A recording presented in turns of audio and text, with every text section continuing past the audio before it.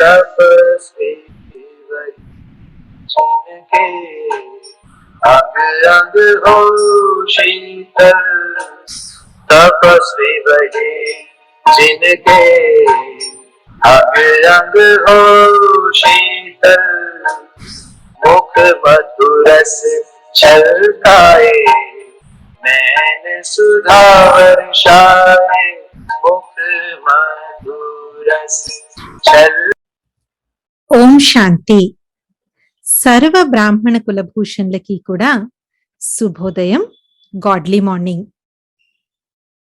బ్రాహ్మణాత్మలమైన మనందరము కూడా ఈ పురుషోత్తమ సంగమయుగంలో ఎన్నో సౌభాగ్యాలను పొందాం. వాటిల్లో ముఖ్యమైనటువంటిది బాప్దాదా యొక్క తీయని మురళీ రవళి.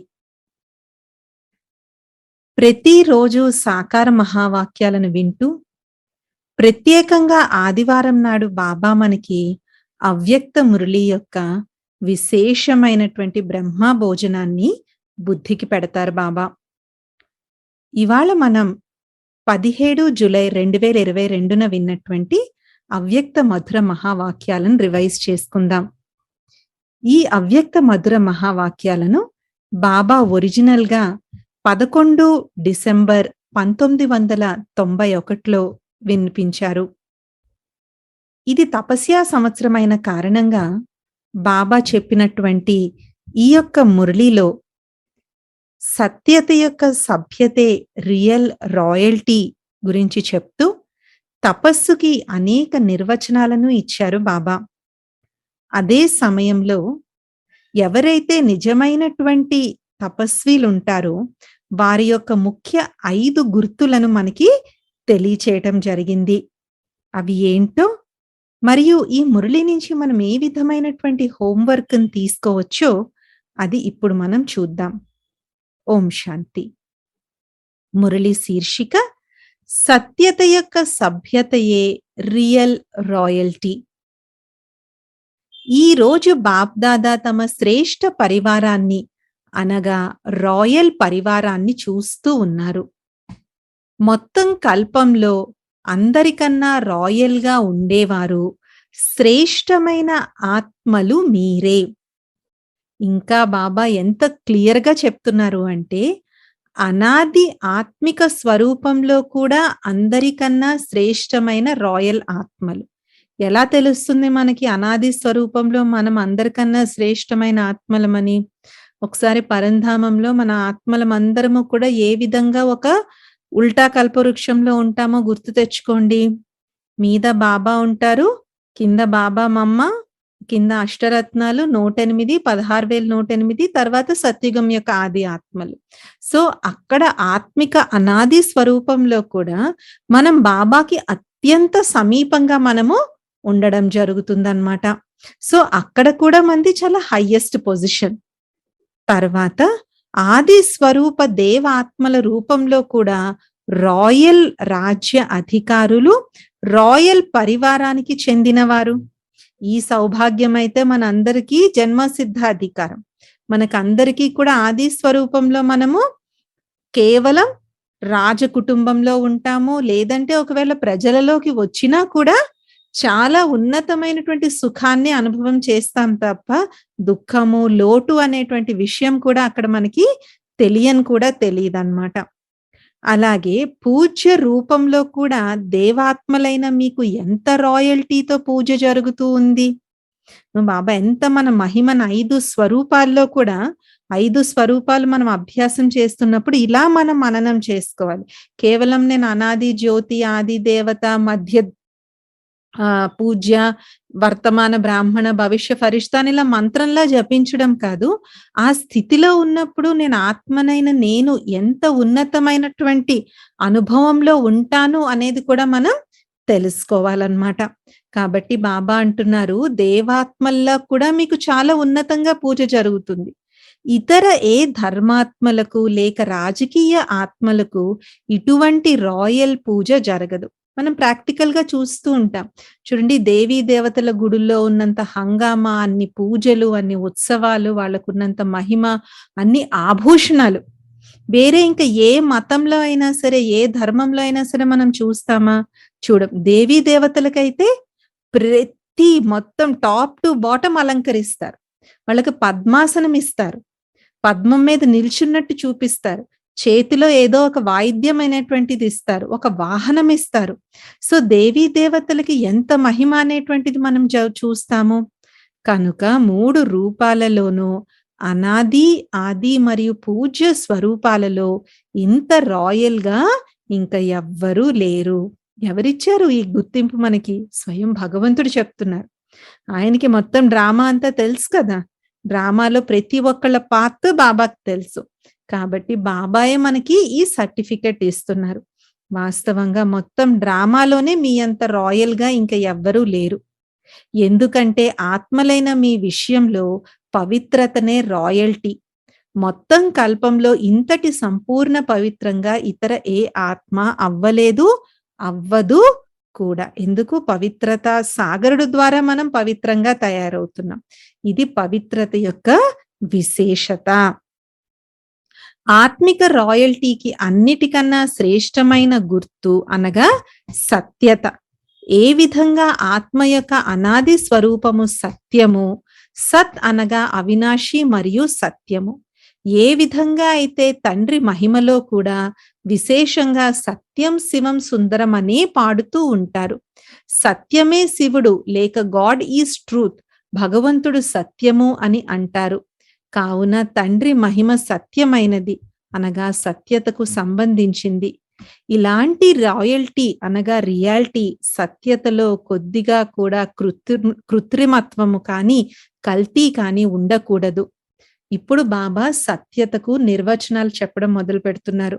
సో, భగవంతుణ్ణే మనం సచ్చితానంద స్వరూపుడు అని అంటాం. ఆత్మనైన నేను సదా సత్యం. ఎందుకు? నాకు మరణం లేదు, నాకు చావు లేదు. నేను యుగాలు మారినా కల్పాలు మారినా ఆత్మను, నేను ఆత్మని. అలాగే పరమాత్ముడు కూడా అనంతమైనటువంటి వారు, సరదా నిరంతరం ఉండేటువంటి వారు. అందుకే భగవంతుణ్ణి గాడ్ ఈజ్ ట్రూత్ అని అంటారు. గాడ్ ఈజ్ ట్రూత్ అని అంటారు. అంటే భగవంతుడు అంటేనే సత్యము అనేసి. సో, ఇలాంటి సత్యత అవినాశి సత్యత. కాబట్టి దీనికిలో కొంచెం కూడా కల్తీ ఉండకూడదు. సో, బాబా చెప్పిన ఫస్ట్ డెఫినిషన్ ఏంటంటే, మాటల్లోనైనా కర్మల్లోనైనా సంబంధ సంపర్కాల్లోనైనా కల్తీ లేక కృత్రిమ తత్వము ఉండకూడదు. బాబ్దాదా దీనినే సాధారణ భాషలో సత్యత అని అంటారు. రాయల్ ఆత్మల వృత్తి, దృష్టి, మాటలు మరియు నడవడిక అన్నిటిలోనూ ఒకే సత్యత ఉంటుంది. వృత్తిలో ఒక విషయం ఉండడం మరియు మాటల్లో మరొక కృత్రిమమైన భావం ఉండడం జరగకూడదు కదా. దీనినే హుందాతనము లేక రాయల్టీ లేక వాస్తవికత, రియాలిటీ అని అంటారు. సో, లోపల ఒకటి బయట ఒకటి ఉండకూడదు. ఇది ఫస్ట్ డెఫినిషన్ సత్యతకి. మన వృత్తిలో మనసులో ఒకటి బయటి ఒకటి ఉండకూడదు. ఈ రోజుల్లో బాబ్దాదా పిల్లల లీలలను చూస్తున్నారు మరియు వింటున్నారు కూడా. చాలా మంది పిల్లలు విషయాలను కలపడంలో మరియు తయారు చేయడంలో చాలా తెలివైన వారిగా ఉన్నారు. ఎందుకంటే ద్వాపరం నుండి ఈ విధంగా కలిపిన మరియు తయారు చేసిన కథలను చాలా విన్నారు. చూడండి, బాబా అల్టిమేట్ పాజిటివ్. అల్టిమేట్ పాజిటివ్ అంటే బాబా అల్టిమేట్ పాజిటివ్. ఎందుకంటే ఇక్కడ కూడా బాబా ఏమంటున్నారు? అంతే కదా, ద్వాపర యుగంలో ఏ కథలు చెప్తే అన్ని వింటూ వచ్చాం. ఇప్పుడు కలియుగ అంతిమంలో కూడా చూడండి, పలానా చోట పలానా జరిగిందంటే వెంటనే నమ్మేస్తాం. దాని మీద అమ్మో ఇక్కడ ఇలాంటి మాయ జరిగిందంట అని పరిగెట్టి మరీ వెళ్ళి చూసేస్తారు. దాని వెనకాతల ఏమైనా సైంటిఫిక్ ఎక్స్ప్లెనేషన్ ఉందా అన్నది కూడా ఆలోచించారు. వెంటనే వెళ్ళిపోతారు. సో, ఏంటి? ఈ కల్పిత కథలకి వినడం ఆత్మకి అనేక జన్మలుగా అలవాటైపోయిందనమాట. కావున ఈ బ్రాహ్మణ జీవితంలో కూడా ఆ సంస్కారాన్ని ఇమర్జ్ చేస్తారు. ఎంత మంచి రూపంతో విషయాన్ని తయారు చేస్తారు అంటే, అసత్యాన్ని పూర్తిగా సంపూర్ణ సత్యంగా తయారు చేసేస్తారు. అక్కడ జరిగిన విషయం ఒకటి అయితే, అది మారి, మారి, మారి దాని రూపురేఖలు మారిపోతాయి. చూడండి, చిన్న పిల్లలకి టెలిఫోన్ ఒక ఆట ఆడిస్తారు. ఏం చేస్తారో 10 మంది పిల్లల్ని కూర్చోబెడతారు. టీచరు మొదటి పిల్లవాడి చెవిలో ఏదో అంటుంది. ఆమె ఆ మొదటి చైల్డ్ మొదటి స్టూడెంట్ ఎవరైతే ఉన్నారో వాళ్ళు రెండో వారికి చెప్తారు. రెండో వాళ్ళు మూడో వాళ్ళకి చెప్తారు. అలా పదో వాళ్ళ దగ్గరికల్లా ఎళ్ళాక పదో వాళ్ళు బయటికి చెప్పాలి. కానీ చాలా సార్లు ఏమవుతుందంటే, ఆ పదో వాళ్ళు చెప్పేది టీచర్ చెప్పిన దానికి ఏమీ పొంతనుండదనమాట. అంటే అంత ఇదిగా మారిపోతుంది. అందుకనే మనం ఎప్పుడూ కూడా ఎవ్వరి దగ్గర నుంచి ఏది విన్నా అది ఫస్ట్ హ్యాండ్‌గా ముందు మనం వెంటనే నమ్మేయకూడదు. ఎందుకు, ప్రతిదానికి 2 కోణాలుంటాయి. 2 దృక్పథాలుంటాయి. 2 దృష్టికోణాలుంటాయి. కాబట్టి బాబా అంటున్నారు, ఈ బ్రాహ్మణ జీవితంలో కూడా అదే సంస్కారాన్ని ఇమర్జ్ చేస్తారు. ఎంత మంచి రూపంలో విషయాన్ని తెలియచేస్తారంటే, అసత్యాన్ని పూర్తిగా సంపూర్ణ సత్యంగా తయారు చేస్తారు. మరియు సత్యాన్ని అసత్యంగా నిరూపిస్తారు.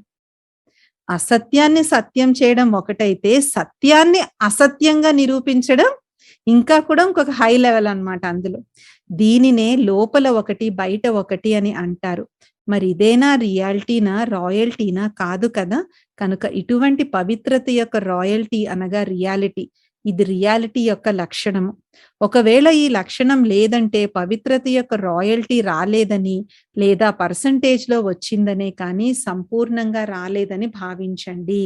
సో, ఫస్ట్ మనం ఇవాళ చెక్ చేసుకోనేది, నా మనస, వాచ, కర్మణ సంబంధ సంపర్కాల్లో లోపలికి, బయటికి ఎంత తేడా ఉంది? ఎంత వ్యత్యాసం ఉంది? నేను ఆలోచిస్తుంది నా వృత్తిలో, నా మనసులో సంకల్పాల్లో, అది కేవలం ఆత్మల పట్లే కాదు. మన యొక్క వృత్తి పట్ల, సేవ పట్ల, సేవా సాథీల పట్ల, ప్రవృత్తి వారి పట్ల అండ్ స్వయం పట్ల కూడా. మన స్వయంతో మనం ఫస్ట్ రియాలిటీ ఉండాలి. నేనేంటి అనేది ఫస్ట్ నాకు అర్థం కావాలి. అది మన పొజిషనో, మన బ్యాడ్జో, మనం కూర్చునే కుర్చీయో, లేదంటే మనకున్నటువంటి భౌతికమైనటువంటి వాటితో సంబంధమైంది కాదు. నిజంగా నా అంతరంగంలో, నా లోపల నేనెలా ఉన్నాను అని ఫస్ట్ మనతో మనం స్వయం, నాతో రిలేషన్‌షిప్ నాకెంత హానెస్ట్‌గా ఉంది? నాతో నేనెంత నిజాయితీగా ఉన్నాను? తర్వాత వేరే వారితో ఎంత నిజాయితీగా ఉన్నాను? సేవలో ఎంత నిజాయితీగా ఉన్నాను? ఈ విధంగా ఫస్ట్ మనకి చెకింగ్ పాయింట్ ఈరోజు బాబా మనకి ఇది ఇచ్చారు. తర్వాత రెండవ లక్షణం చెప్తున్నారు బాబా. రియాలిటీ యొక్క రెండవ లక్షణాన్ని బాబ్దాదా సదా వినిపిస్తూ ఉంటారు. సత్యమున్న చోట ఆనందంతో నాట్యం చేస్తుంది. సత్యమైన ఆత్మలు సదా సంతోషంలో నాట్యం చేస్తూ ఉంటారు. ఒక్కోసారి తక్కువ సంతోషము, ఒక్కోసారి ఎక్కువ సంతోషము, ఇలా ఉండదు. ప్రతి సమయము సంతోషం ఇంకా పెరుగుతూనే ఉంటుంది. ఇంకా నయనాలు మరియు హావభావాలని అంటారు కదా! రాయల్టీ యొక్క అర్థం ఏమిటంటే, చిత్తంలో కూడా మరియు నయనాలు, హావభావాలలో కూడా సదా హర్షితం. కేవలం బయటకు హర్షిత ముఖంగా ఉండడం కాదు, కానీ చిత్తములో కూడా సదా హర్షితంగా ఉండాలి. హర్షిత చిత్తము, హర్షిత ముఖము 2 హర్షితంగా ఉండాలి. చాలా సార్లు ఇలా కూడా ఉంటుంది. లోపల చిత్తంలో సంతోషం ఉండదు, కానీ బాహ్య ముఖంలో సమయానుసారంగా హర్షిత ముఖులుగా అయ్యి చూపిస్తారు. సో, రెండో లక్షణం ఏంటి? వాళ్ళు చాలా హర్షితంగా ఉంటారండి. హర్షితంగా ఉండడము అంటే ఎప్పుడూ వెకిలిగా ఉండడం కాదు. బాబా ఒకసారి చెప్పారు, మితిమీరిన వెకిలితనం కూడా అపవిత్రతే. ఒకళ్ళని అపహాస్యం చేయడం, పరిహాసం చేయడం, అది కాదు సంతోషంగా ఉండడం అంటే. మన దాదీలను గుర్తు తెచ్చుకోండి, అసలు మా అమ్మని గుర్తు తెచ్చుకోండి, బాబాని గుర్తు తెచ్చుకోండి. వాళ్ళ ముఖం ఎలా ఉంటుంది? ఒక రకమైన అతీంద్రియ సుఖం యొక్క ముఖం ఉంటుంది వారికి. అంతేకాని ఏదో గట్టి గట్టిగా నవ్వి, ఊరికే జోకులేసి, ఎప్పుడు గట్టి గట్టిగా ఉండడం వల్ల అది అందులో ఒక్కొక్కసారి ఏమవుతుంది, శృతి మించిపోతుంది. శృతి మించిపోయి ఒక్కోసారి మనం పక్క వాళ్ళని బాధ పెడతామనమాట. కానీ ఆ విధంగా కాదు. ఇది ఆత్మిక రాయల్టీతో సంబంధించినటువంటి హర్షిత ముఖం. కానీ అలా ఎవరుండగలరు? మనసులో ఒకటి పెట్టుకుని బయట ఒకటి పెడితే నిజంగా మన ముఖంలో చిరునవ్వు వస్తుందా? రాదు. ఎందుకు? ఆ వ్యక్తి కనపడగానే ఎలా ఉంటుంది మనకి? ఇప్పుడు మనమే వాళ్ళ గురించి ఏవేవో చెప్పేసాం వేరే వాళ్ళకి. ఇప్పుడు ఎవరి గురించైతే చెప్పామో వాళ్ళు మన ఎదురుగుండా వచ్చారు. ఆ క్షణంలో గుండె ఎలా కొట్టుకుంటుంది? మన గుండె చప్పుడు మనకే వినపడుతుంది. వాళ్ళెప్పుడు వెళ్ళిపోతారా అని చూస్తాం. లేదంటే మనం అక్కడి నుంచి పారిపోతాం. అబ్బా! వీళ్ళు నన్ను పలకరించకూడదు, పలకరించకూడదు అనుకుంటాం. అంటే భయం. మనకి అలాంటి భయమే వేస్తుంటే మనసులో దాని అర్థమేంటి? లోపల నిజాయితీ, సత్యత లేనట్టు. నిజాయితీ, సత్యత కానీ ఉన్నట్లయితే వాళ్ళెప్పుడూ ఎవరి దగ్గర భయపడరు, జంకరు. చూడండి బ్రహ్మ బాబాకి ఆదిలో ఎంత విరోధమొచ్చింది. బాబా గురించి ఎంత దుష్ప్రచారం జరిగింది. అయినా ఎందుకు బాబా అంత ధైర్యంగా ముందుకు వెళ్ళిపోగలిగారు? సత్యత. సత్యత ఆధారంగా ఉన్న కారణంగా ఎవరు ఎంత వెతికినా, ఎంత సోదా చేసినా, ఎంతమంది పోలీస్ రైడ్స్ చేసినా వాళ్ళకేమీ కనిపించలేదు. గుల్జార్ దాది గారు కూడా ఎమర్జెన్సీ టైంలో చెప్తారు కదా! ఆఫీసర్స్ వచ్చారు, గవర్నమెంట్ ఆఫీసర్స్. వాళ్ళకి అక్కడేమీ కనిపించలేదు. చాలా మంది పొలిటీషియన్స్, మత పెద్దలు బాబాని ఎదిరించేందుకొచ్చేవారు. కానీ అక్కడికొచ్చి చూస్తే, అయ్యో! మీ గురించి ఇన్ని చెప్తున్నారు కన్నా మాకిక్కడ అలాంటివేమీ కనిపించలేదనుకున్నారు. అలాగే యజ్ఞంలో ఇలాంటి ఎన్నో కథలనేటువంటివి ఉన్నాయి. సో, ఎప్పుడైతే మనం హర్షితంగా ఉండగలుగుతున్నాము అంటే ఏంటి? మన మనస్సు లోపల చాలా క్లీన్‌గా ఉన్నట్టు. అందుకే జానకి దాదీజీ ఎప్పుడేమంటారు? దాదీజీ యొక్క స్మారక చిహ్నం శక్తి స్తంభం మీద కూడా ఏమిటుంటుంది? సచ్చాయి, సఫాయి, సాదుగి. సచ్చాయి అంటే సత్యత, సఫాయి శుభ్రత, సాదగి అంటే సాధారణత. సత్యత, పరిశుభ్రత, సాధారణత. సచ్చాయి, సఫాయి, సాదగి. అందుకే దాదీజీ ఒక ఫకీర్ లాగా తిరిగారు ప్రపంచమంతా. అన్ని మత పెద్దలు కూడా దాదీజీని గౌరవించేటువంటి వారు. ఎందుకు? దాదీజీకి ఈ 3 అంటే చాలా ఇష్టం ఉండేది. సత్యత, పరిశుభ్రత, సాధారణత. సచ్చాయి, సఫాయి, సాదగి. సో, రెండో లక్షణం ఏంటి చెప్పారు బాబా మనకి? సదా హర్షిత ముఖము. బయటికి కాదు, లాస్ట్ లో చెప్పారు కదా, కేవలం బయటికి హర్షిత ముఖంగా ఉండడం కాదు, కానీ చిత్తంలో కూడా హర్షిత ముఖంగా ఉండాలి. బయటికి నవ్వుతూ లోపల ఒకలాగా ఉండడం కాదు. ఇప్పుడు 3వ లక్షణం బాబా చెప్తున్నారు. ఈ రోజులలో ఆచార పద్ధతుల అనుసారంగా ఎవరైతే చాలా ప్రియంగా అనిపిస్తారో ఆ ప్రియమైన వారి వైపుకు వద్దనుకున్నా ఆకర్షితులవుతారు. దీనిని మీరు మీ భాషలో అటాచ్మెంట్ అని అంటారు. ఎందుకంటే ప్రియమైన వారిగా ఉంటే అటాచ్మెంట్ ఉంటుంది కదా. కానీ రియల్ మరియు రాయల్ ప్రేమ యొక్క గుర్తు వారు ఎంత ప్రియంగా ఉంటారో అంతే అతీతంగా కూడా ఉంటారు. అందుకే వారు స్వయము ఎక్స్ట్రా అటాచ్మెంట్ లోకి రారు మరియు ఇతరులు కూడా వీరి అటాచ్మెంట్ లోకి రారు. దీనినే రాయల్ ప్రేమ, సంపూర్ణ ప్రేమ అని అంటారు. వారు హర్షితంగా ఉంటారు, ఆకర్షణీయంగా ఉంటారు, కానీ హద్దులో ఆకర్షణ చేసేవారిగా ఉండరు. కనుక రియల్ మరియు రాయల్ గా ఉండేవారి లక్షణం ఏంటి? అతి ప్రియము మరియు అతి అతీతము. ఇక్కడ మనము ఒక సెంటెన్స్ మనం బాగా గుర్తుపెట్టుకోవాలి. ఏంటంటే వారు ఎంత ప్రియంగా ఉంటారో అంతే అతీతంగా ఉంటారు. అందుకే వారు స్వయం ఎక్స్ట్రా అటాచ్మెంట్ లోకి రారు మరియు ఇతరులు కూడా వీరి అటాచ్మెంట్ లోకి రారు. మనం వేరే వాళ్ళతో అటాచ్ అవ్వకుండా ఉంటాం, కానీ వేరే వాళ్ళు మనతో అటాచ్ అవ్వకుండా ఎలా చేయొచ్చు? అంటే శృతి మించి, లిమిట్ మించి వాళ్ళు మన మీద ఆధారపడిపోయారు. మనం లేకపోతే వాళ్ళు ఉండలేరు. సో, దాని అర్థం ఏంటి? మనమే ఎక్కడో అవసరానికి మించిన సహాయం వాళ్ళకి చేస్తున్నాం. అవసరానికి మించి వాళ్ళకి మనం ఇస్తున్నాం. అది మనం అలవాటు చేసేస్తున్నాం. కాబట్టి వాళ్ళు మన మీద డిపెండ్ అయిపోతారు. మనం చెయ్యాలి, కానీ బాబా ఏమన్నారు? ఎక్స్ట్రా. లిమిట్ మనకు తెలుస్తుంది, ప్రతి ఒక్కళ్ళకి తెలుస్తుంది. నేను మోహం వశంగా చేస్తున్నానా, ఆత్మిక ప్రేమ వశంగా చేస్తున్నానని అందరికీ తెలుస్తుంది. ఆ మాత్రం చెకింగ్ కెపాసిటీ అందరికీ ఉంటుంది. ఎప్పుడైతే మనం ఆ గీత దాటి కొంచెం ఎక్స్ట్రా ఇవ్వడం మొదలు పెడతామో వాళ్ళకి ఆ ఎక్స్ట్రా అలవాటు అవుతుంది. చూడండి, ఒక కొట్టువాడే ఉన్నాడు. రోజు అందరికి 4 కరివేపాకు కట్టలు ఇచ్చేవాడు. మీకు ప్రతిరోజు 5 కరివేపాకు కట్టలు ఇస్తున్నాడు. సో మీకేంటి అలవాటైపోయింది వాటి దగ్గర నుంచి 5 కరివేపాకు కట్టలు తీసుకోవడం. ఒక రోజు రేట్ బాగా పెరిగిపోయిందమ్మా, అందరికీ ఇచ్చినట్టే నీకు 4 ఇస్తాను అంటే ఆ రోజు మనకి ఏమనిపిస్తుంది? అది చిన్న కూరగాయల వ్యవహారం, కానీ మనం సంబంధాల్లో కూడా అలాగే చేస్తాం. మనం ఎంత చెయ్యాలో దానికన్నా ఎక్కువ చేస్తాం. సో ఏమవుతుంది? వాళ్ళు మన మీద ఆధారపడిపోతారు. సో తాడనేటువంటిది ఎటుపక్క నుంచి బంధం కట్టినా ఒకటే. మనమేమంటాం, నాకేం లేదక్కయ్య, నాకేం లేదనుకుంటాం. మనకి లేదు. కానీ మనం ఏం చేసాం? వాళ్ళు మన మీద ఆధారపడేలా చేసాం. సో ఇటు నుంచి బంధం రావట్లేదు. అటు నుంచి బంధన వచ్చినా కూడా అది కర్మబంధన అవుతుంది. గుర్తు చేసుకుంటారు. అమ్మో! నువ్వెళ్ళిపోతావా? అమ్మో! నువ్వు మధుబన్ ఎళ్ళిపోతావా? అమ్మో! రోజు ఉదయాన క్లాస్‌కెళ్ళిపోతావా? మాకెలాగవుతుంది అనేసి. సో మీకు లేకపోవచ్చు అటాచ్‌మెంట్. కానీ ఏమైంది? అటు నుంచి బంధనొచ్చింది. అటు నుంచి బంధనొచ్చిన ఎటు నుంచి వచ్చినా సరే తాడు తాడే. అప్పుడేమవుతుంది? అటాచ్‌మెంట్‌లోకొస్తుంది. కనుక ఏది ఎంత అందుకే బ్రహ్మ బాబా ఎప్పుడు ఏం చెప్పారు? ఎవ్వరిని మర్చిపోకూడదు. అలాగని ఎవరిని గుర్తుపెట్టుకోకూడదు. బాబా ఎంత ప్రేమనిచ్చేవారంటే పిల్లలకి, పిల్లలెళ్ళేటప్పుడు ఏడ్చి, ఏడ్చి, ఏడ్చి, ఏడ్చి ఎళ్ళేవాళ్ళు.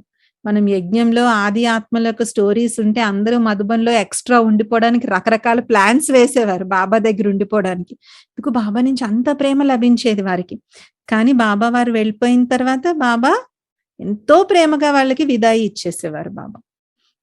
సో కాబట్టి రియల్ మరియు రాయల్‌గా ఉండేవారి లక్షణం ఏంటి క్లియర్‌గా చెప్తున్నారు బాబా. అతి ప్రియము మరియు అతి అతీతము. సో మొదటిదేం చెప్పారు? సత్యత యొక్క గుర్తు లోపల ఒకటి, బయట ఒకటి కాదు. రెండవ గుర్తు సదా లోపల హర్షితంగా ఉండడం. మూడవది అతి ప్రియము మరియు అతి అతీతం. ఇప్పుడు నాలుగవది రాయల్టీకి కల మరో విశేషత ఏమిటి అంటే, ఆ ఆత్మలో ఎప్పుడూ ఏ రకమైన స్థూలమైన యాచించే సంస్కారం ఉండదు. ఎందుకు అంటే రాయల్ ఆత్మ సదా సంపన్నంగా నిండుగా ఉంటుంది. ఇక ఒక నిండుదనమేమో బాహ్యమైనది, స్థూలమైన వస్తువులతో, స్థూలమైన సాధనలతో నిండుతనము. మరియు రెండవది మనసుతో నిండుతనం. ఎవరైతే మనసుతో నిండుగా ఉంటారో వారి వద్ద స్థూలమైన వస్తువులు లేక సాధనాలు లేకపోయినా కానీ మనసు నిండుగా ఉన్న కారణంగా వారెప్పుడూ స్వయంలో లోటుని అనుభూతి చెయ్యరు. లేకపోయినట్నా ఉన్నట్లుగా అనుభవం చేస్తారు. మరియు ఎవరి మనసైతే నిండుగా ఉండదో ఆ ఆత్మ బయటకు ఎన్ని వస్తువులు మరియు సాధనాలతో నిండుగా ఉన్నా కానీ వారెప్పుడూ స్వయాన్ని నిండుగా ఉన్నట్లు భావించరు. ఇది చూడండి, ఇది ప్రాక్టికల్ లైఫ్‌లో ఇది చాలా ఇంపార్టెంట్. ఏంటి? ఎవరి మనసైతే నిండుగా ఉండదో ఆ ఆత్మకు బయటకు ఎంతగా వస్తువులు మరియు సాధనాలతో నిండుగా ఉన్నా కానీ వారెప్పుడూ స్వయాన్ని నిండుగా ఉన్నట్లు భావించరు. ఇటువంటి ఆత్మలు కోరికల కారణంగా సదా కావాలి, కావాలి అనే పాట పాడుతూ ఉంటారు. ప్రతి విషయంలో ఇది జరగాలి, ఇది చెయ్యాలి, ఇది లభించాలి, ఇది మారాలి, ప్రతి సమయం ఇదే పాటను పాడుతూ ఉంటారు. సో మనం చెక్ చేసుకుందాం.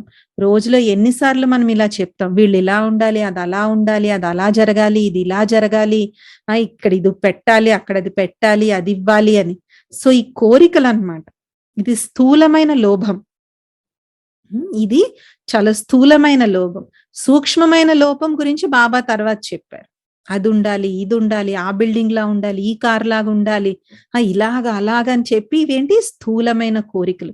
ఎందుకు? లోపల వెలితి ఉంది. లోపల బాబా ఇచ్చినటువంటి ప్రాప్తులతో ఆత్మని ఎప్పుడైతే మనం భర్పూర్ చేసుకోమో బయటవన్నీ కావాలి అనిపిస్తుంది. ఎప్పుడైతే బాబా ఇచ్చిన ప్రాప్తులతో భర్పూర్గా అయిపోతే ఎదురుగుండా ఉన్నా వాడుకుంటాం అంతే. లేకపోయినా పెద్ద దాని గురించి చింతపడమన్నమాట, చింతించము. ఇంకా లేని కారణంగా వాళ్ళు ఏం చేస్తారంట, కావాలి కావాలి అన్నది కూడా రాయల్ గా యాచించే సంస్కారము. అనంతమైన సేవ విషయంలో ఇది జరగాలి, ఇది చేయాలి అని ఆలోచించడం వేరు. కానీ స్వయం యొక్క హద్దు ప్రాప్తుల కోసం కావాలి కావాలి అన్నది రాయల్ గా యాచించడం. సో రాయల్ యాచన ఎలా ఉంటుందంట? పేరు కావాలి, గౌరవం కావాలి, కీర్తి కావాలి, ప్రేమ కావాలి, నన్ను అడగాలి, ఇవన్నీ హద్దు విషయాలు. చూడండి, కొంతమంది ఆత్మలకి ఎంత రాయల్ గా ఉంటుందంటే వాళ్ళకి రోజు మురళీ క్లాస్ లో ఒక కుర్చీలో కూర్చోవడం అలవాటు ఉంటుంది. ఎవరో కొత్తగా వచ్చారు, వాళ్ళకి తెలియక కుర్చీలో కూర్చుంటున్నా కొంతమంది ఏం చేస్తారు, సైలెంట్ గా వెళ్ళి వేరే కుర్చీలో కూర్చుంటారు. కానీ వాళ్ళ దృష్టి అంతా నా కుర్చీలో ఎవరు కూర్చున్నారు, నా కుర్చీలో ఎవరు కూర్చున్నారు అని మురళి మీద ఉండదు. వాళ్ళ కుర్చీలో ఎవరు కూర్చున్నారో వాళ్ళ మీద ఉంటుంది. క్లాస్ అయ్యాక వాళ్ళకి వెళ్ళి చెప్తారు, సిస్టర్ నేను రోజు ఆ కుర్చీలో కూర్చుంటాను. మీరేమనుకోకండి అని చెప్తారు. అంటే ఒక ప్లాస్టిక్ కుర్చీ అది. దాని మీద ఉంటుంది. కొంతమంది ఇంకా ఏం చేస్తారు, క్లాస్ అంతా అవుతూనే ఉంటుంది. లేపేసి మరీ కూర్చుంటారు. క్లాస్‌నందరిని డిస్టర్బ్ చేస్తారు. అంటే కేవలం కుర్చీ అంటే స్టేజ్ మీదే కాదు. ఒక్కోసారి చిన్న చిన్న విషయాల్లో కూడా అవుతుంది. హ్మ్. టోలీ రోజు ఒక అక్కయ్య చేస్తారు. ఇవాళ పెద్ద అక్కయ్య వేరే మాతను ఎవరినన్నా చేయమంటే, అదేంటి నన్నెందుకు అడగలేదు అని. తర్వాత టోలీ తింటున్నప్పుడు, ఆహా! ఈ మాత ఇలా చేసిందా? మేమైతే ఇలా చేస్తాం అక్కయ్య. మేమైతే అలా పెడతాం అక్కయ్య. మేమైతే ఇది వేస్తామంటారు. అంటే ఏంటి అది చాలా సూక్ష్మంగా ఉంటుంది. సపోజ్ అదే కోవా ఉంది ఫర్ ఎగ్జాంపుల్. ప్రతిసారి ఒక మాత చేస్తుంది. ఈసారి ఇంకో మాత చేసిందనుకోండి. ప్రతిసారి చేసే మాత ఏమనుకుంటుంది, ఆహా! అక్కయ్య మీరు ఇలా వేశారా? మేము కొలతలు ఇలా వేస్తాం అక్కయ్య. అంటే అది చాలా రాయల్‌గా ఉంటదనమాట. చాలా సూక్ష్మంగా. నవ్వుతూనే చెప్తారు మళ్ళీ కోపంగా కూడా చెప్పరు. చాలా నవ్వుతూ చెప్తారు. ప్రేమగా చెప్పినట్టే చెప్తారు. కానీ తేడా వస్తుంది. సో, అలాంటప్పుడు మనం ఏం చేయాలి? వదిలేయాలంతే. ఓకే. బాబాయ్ ఈసారి ఆత్మకు భాగ్యం ఇచ్చారు. నాకు ఇంతకన్నా ఎక్కువ భాగ్యం ఇస్తారు. ఎందుకంటే మన భాగ్యంలో ఏదుందో దాన్ని ఎవ్వరు కూడా లాక్కోలేరు. ఆత్మనైన నా భాగ్యంలో ఏదుందో అది నాకు వచ్చే తీరుతుంది. అది ఏ సమయంలో, ఏ రూపంలో, ఎవరి ద్వారా, ఏ వ్యక్తుల ద్వారా, ఏ పరిస్థితుల ద్వారా రావాలో అది వస్తుంది. మనమేం చేయాలి? మన ప్రయాస, మన పురుషార్థం మనం చేస్తూ వెళ్ళిపోవడమే. ఆటోమేటిక్‌గా ఏ కుర్చీలో ఎవరెక్కడ కూర్చోబెట్టాలో కూర్చోబెడతారు. ఒకవేళ కూర్చోబెట్టలేదనుకోండి, ఈ కుర్చీలెందుకు? ఇవన్నీ ప్లాస్టిక్ కుర్చీలు, ప్లాస్టిక్ స్టూల్స్. బాబా యొక్క హృదయ సింహాసనమే మనకుంది. అక్కడికి వెళ్లి కూర్చోవడం. కాబట్టి ఎప్పుడైతే లోపల భర్పూర్‌గా లేదో అప్పుడేమనిపిస్తుందంట, కావాలి, కావాలి, ఇలా జరగాలి, ఇది చెయ్యాలి, ఇలా అనిపిస్తుందంట. సో, కాబట్టి రాయల్ ఆత్మలో యాచించే సంస్కారం అంశ మాత్రము కూడా ఉండదు. రాయల్టీ అంటే ఏంటో అర్థమైందా? చూడండి బాబా ఎంత పూసగుచ్చినట్టు మనకి తెలియచేస్తూ ఉన్నారు. ఏంటో మీకు అర్థమైందా? ఎందుకు? మనకి ఇప్పటి వరకు ఏమైంది? ఇంత క్లియర్‌గా ఎవరు కూడా మనకి చెప్పేటువంటి వాళ్ళు లేరు. ఇప్పుడు బాబా ఇంకొక విషయం గురించి చెప్తున్నారు. తపస్సు యొక్క చార్ట్‌లో ఇవన్నీ చెక్ చేసుకోండి. అంతేకాని ఎవరిని నిందించలేదు, క్రోధం చేయలేదని కాదు. ఈ విషయాలన్నీ చెక్ చేసుకోండి. అప్పుడు ప్రైజ్ తీసుకోండి. సో, హమ్మయ్య! నేను ఈ తపస్య సంవత్సరంలో ఎవ్వరిని ఏమీ అనలేదు. నేను చాలా శాంతిగా ఉన్నాను. ఇలాగే కాదు, ఇంత సూక్ష్మ చెకింగ్ చేసుకోమంటున్నారు బాబా. నేనెంత బాగా యోగం చేస్తాను, కానీ నాకెప్పుడు స్టేజ్ మీద కూర్చొని యోగం చేయించే అవకాశమే రాదు. నేను కామెంటరీలు ఎంత బాగా చెప్తానో, కానీ ఎవరు నన్ను కామెంటరీ చెప్పమని అడగరు. ఇలాంటివన్నీ అన్నమాట. తపస్సు అంటే అర్థమే సంపూర్ణ పవిత్రంగా అవ్వడం. కనుక పవిత్రత యొక్క పర్సనాలిటీ, పవిత్రత యొక్క రాయల్టీ ప్రాక్టికల్‌గా ఎంతవరకు వచ్చింది ఇది చెక్ చేసుకోవాలి. ఇటువంటి వారినే తపస్వి రాజ్ అని అంటారు. రాయల్టీ అంటే ఏంటో అర్థమైందా? ఇప్పటి వరకు బాబా 4 విషయాలు చెప్పారు. ఇప్పుడు 5వ విషయము ఇంకా చాలా లోతైంది చెప్తున్నారు బాబా. ఎందుకంటే చాలా మందిమి ఈ విషయంలో మనకి క్లారిటీ ఉండదు. రాయల్ ఆత్మ యొక్క ముఖము మరియు నడవడిక రెండూ సత్యత యొక్క సభ్యతను అనుభవం చేస్తాయి. మామూలుగా కూడా రాయల్ ఆత్మలను సభ్యత యొక్క దేవీలు అని అంటారు. వారు మాట్లాడడంలో, చూడడంలో, నడవడంలో, తినడంలో, తాగడంలో, కూర్చోవడంలో, లేవడంలో ప్రతి కర్మలోనూ సభ్యత, సత్యత స్వతహాగానే కనిపిస్తాయి. ఇంకిప్పుడు బాబా చెప్తున్నారు, నేను సత్యాన్ని నిరూపిస్తున్నాను అని అంటూ అందులో సభ్యత లేకపోవడం కాదు. చాలా మంది పిల్లలు ఏమంటారంటే మామూలుగా అయితే కోపం రాదు. కానీ ఎవరైనా అబద్ధం చెప్తే క్రోధం వస్తుంది. వారు అబద్ధం చెప్పారు. మీరు క్రోధంతో చెప్పారు. ఇరువురిలో రైట్ ఎవరు? 2 తప్పులు కలిపి ఎప్పుడూ ఒక రైట్ అవ్వదు. 2 తప్పులెప్పుడూ రైట్ అవ్వవు. కాబట్టి బాబా ఎంత స్ట్రెయిట్ ఫార్వర్డ్‌గా ఎంత లాజికల్ క్వెషన్ అడుగుతున్నారు. వారు అబద్ధం చెప్పారు. మీరు కోపంతో చెప్పారు. ఇరువురిలో ఎవరు రైట్? వాళ్ళు ఒక పాపకర్మ చేస్తే మనం ఇంకో పాపకర్మ చేశామంతే. సత్యతను నిరూపించేవారు సదా సత్యత కలవారిగా ఉంటారు. చాలా మంది తెలివిని ప్రదర్శిస్తారు. మేము క్రోధము చేయము. మా గొంతే పెద్దదిగా ఉంటుంది. మా గొంతే చాలా పదునుగా ఉంటుంది అని అంటారు. దీనికి కూడా బాబా ఎంత పర్ఫెక్ట్ ఆన్సర్ ఇచ్చారు. సైన్స్ సాధనాలతో శబ్దాన్ని తక్కువగా మరియు ఎక్కువగా చేయగలరు కదా! మరి సైలెన్స్ శక్తితో మీ మాటను నెమ్మదిగా లేక గట్టిగా చెయ్యలేరా అని అంటున్నారు. ఏం చెప్తాం బాబాకి? సైన్స్ వాళ్ళే వాల్యూమ్ పెంచి తగ్గించగలరు. మరి సైలెన్స్‌తో మీరు మీ గొంతు యొక్క వాల్యూమ్‌ని తగ్గించుకోలేరా? ఈ టేప్ రికార్డర్ మరియు మైక్ బాగున్నాయి. ఎందుకంటే వీటిలో శబ్దాన్ని ఎక్కువగా, తక్కువగా చెయ్యొచ్చు కదా! కావున సత్యతతో పాటు సభ్యత కూడా ఉందా అని చెక్ చేసుకోండి.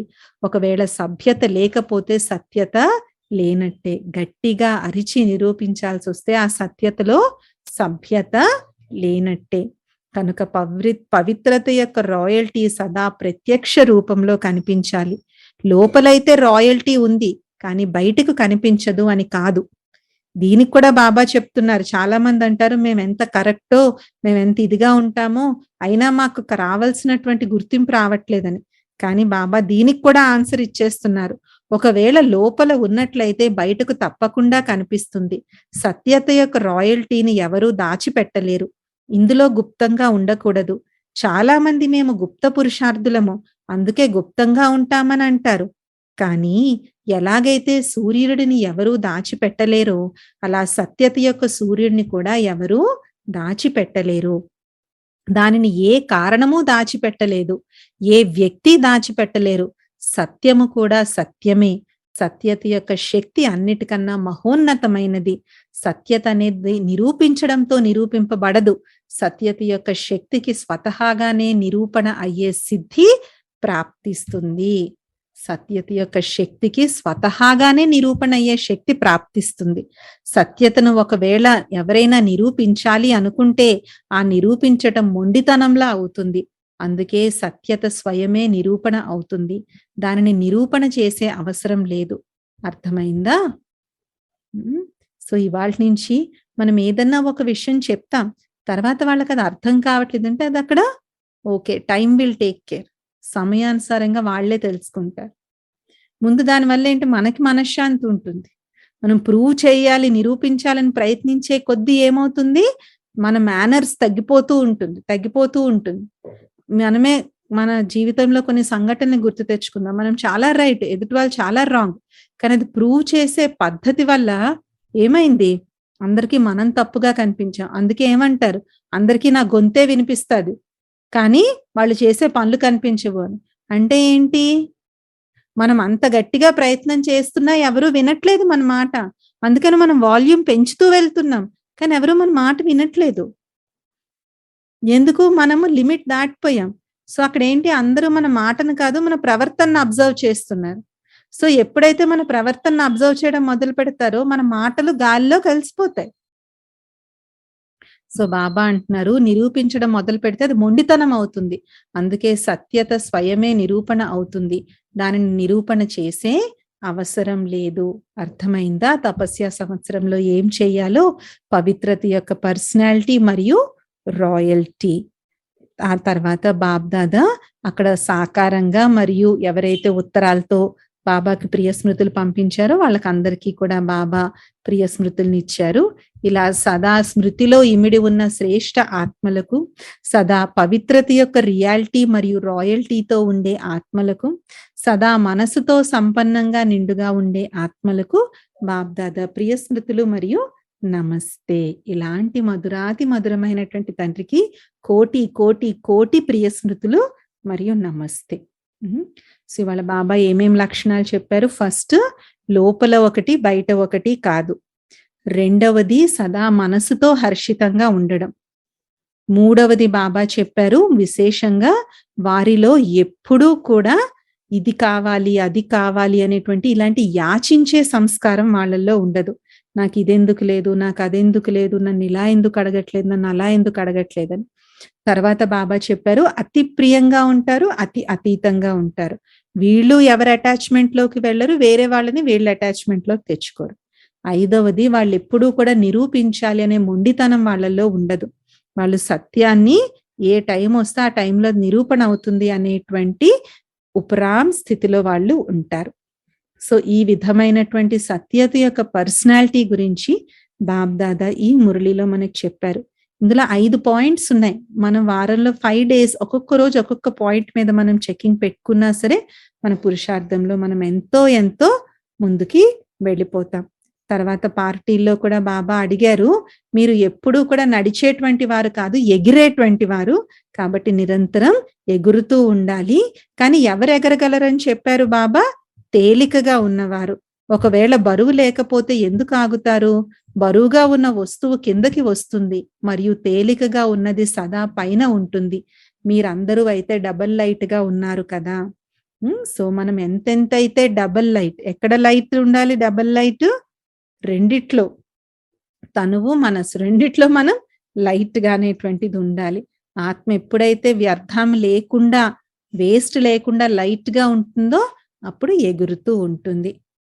మనకి ఇంతటి అమూల్యమైనటువంటి మహావాక్యాలను రోజూ చెప్తున్నటువంటి బాబాకి మనం ఎన్ని కృతజ్ఞతలు తెలియచేయగలం, ఎన్ని విధాలుగా కోటి కోటి అభినందనలు మనం చేయగలం.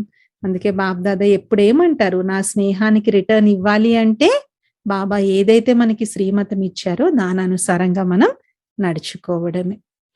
వచ్చే వారం అవ్యక్త మురళి మనం చింతనతో మళ్ళీ మనం అందరము కలుద్దాం. ఓం శాంతి.